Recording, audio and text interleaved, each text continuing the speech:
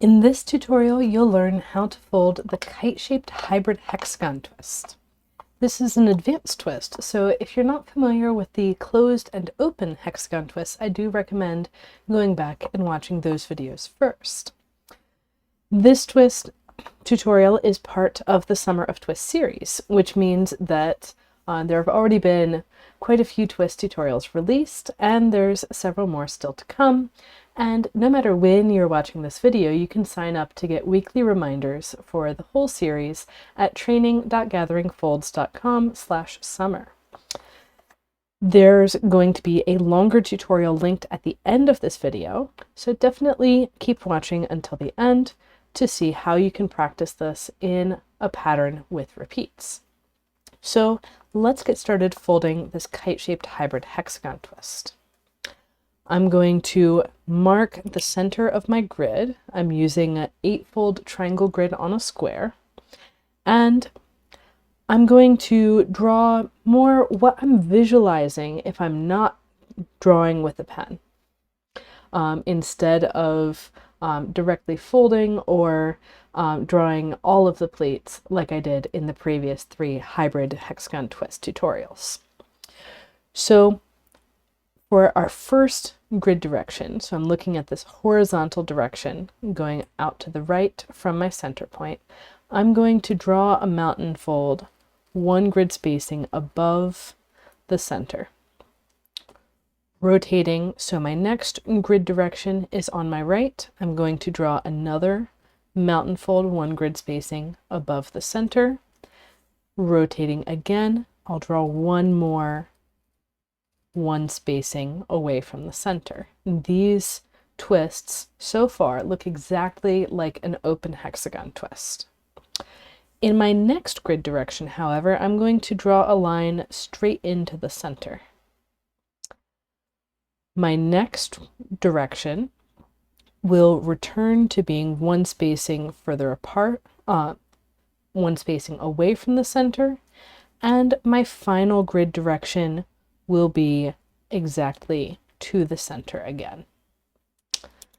So returning to my original orientation, I have 1, 2, 3 away from the center, spaced 1 spacing away from the center. So open, open, open, closed, open, closed is how the plates are coming in. Then I'm going to start picking up these mountain folds, and I like to, so we need to have the valley fold 1 spacing above the mountain on the right hand side. And I like to go around in a way that's adding layer onto layer as I'm working my way around. So I'm going to go clockwise around the paper, adding my new pleats.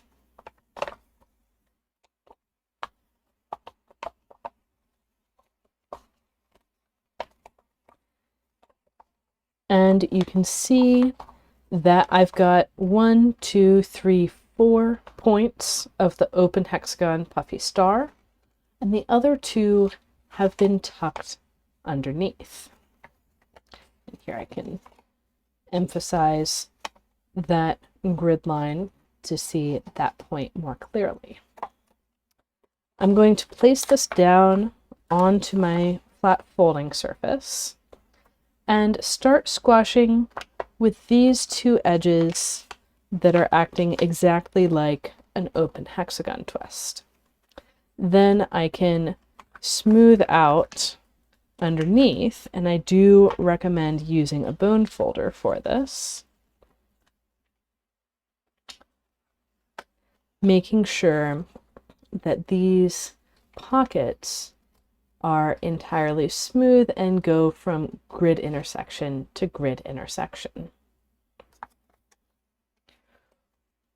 With that in place, I can go ahead and use my bone folder everywhere, smoothing out the new folds and reinforcing the folds that are on grid lines. So there were only 6 segments of fold that got added as a result of squashing this twist. and they create precisely the outline of an open hexagon twist. So we have 2 of them as mountain folds, and the other 4 as valleys. And some of the extensions of mountain folds end up staying and actually continuing further than I drew them, while others get erased during the folding process.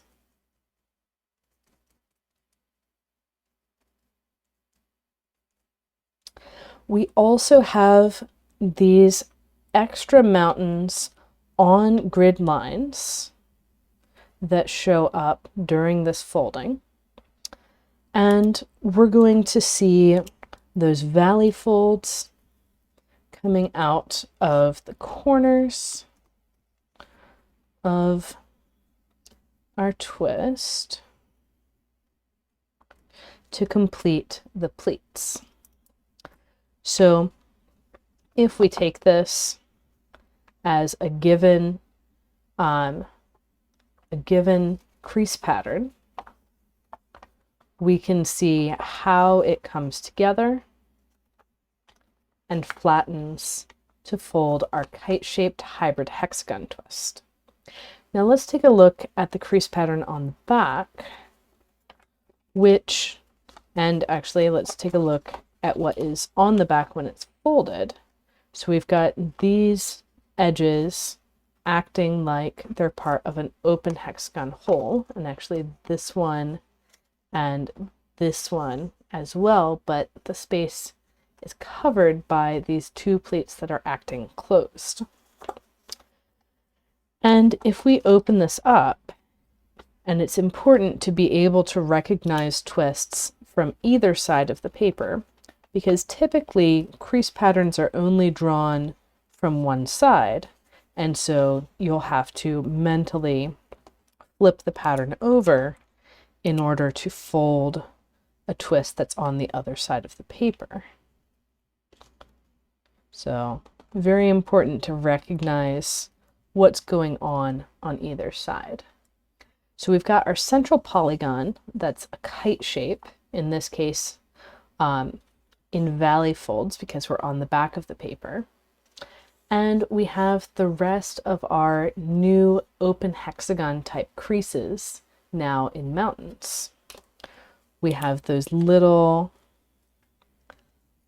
legs off of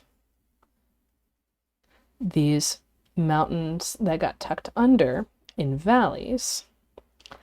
And we have more valleys for the rest of our pleats that are leaving the twist. And finally, we have our mountain folds for the pleats leaving the twist.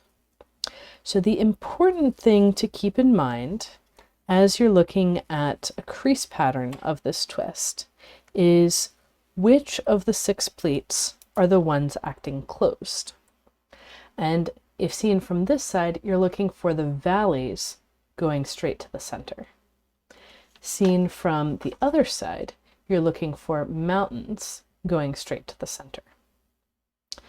So in each of the 6 directions, we're looking for, is this pleat going to the center or going one spacing away? So that's what to look for in this kite-shaped hybrid hexagon twist, or really any of the hybrid hexagon twists. And when you're folding with these twists, you can really create a ton of variations because each of these pleats can freely switch from an open state to a closed state. Even the ones that have other closed state twists, pleats right next to them. So there's a continuum all the way from the open hexagon twist to the closed hexagon twist. And each of those pleats has the option of being either open or closed. So if you'd like to learn more about this twist and practice it in a repeating pattern, definitely check out that longer tutorial video. And if you'd like to learn more of the theory behind it, I have an advanced twist techniques course that covers these twists, and my Tessellation garden repository of crease patterns has many patterns with these twists included. So happy folding, everyone, and I'll see you in the next video.